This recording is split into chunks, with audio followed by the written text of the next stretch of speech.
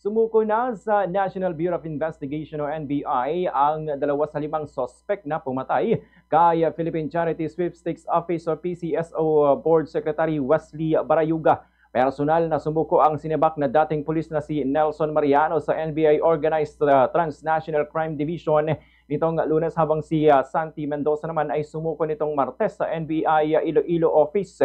Ayon sa NBI, na ang mahalaga ay ang testimonya ng dalawa dahil sila ang nagsilbing middleman na may kinalaman sa direktang utak ng krimen. Kasalukuyang hawak ng NBI Head Office ang dalawa habang hinihintay pa ang commitment order ng korte. Magugunitang naglalabas na ng warrant of arrest laban kina dating PCSO General Manager at retired Police Colonel Royina Garma, dating National Police Commissioner Edelberto Leonardo at police na si Jeremy Kausapin dahil sa pagpatay kay Barayuga noong 2020. Nakikipag-ugnayan na rin ang NBI sa International Police Organization o Interpol para hanapin si Garma.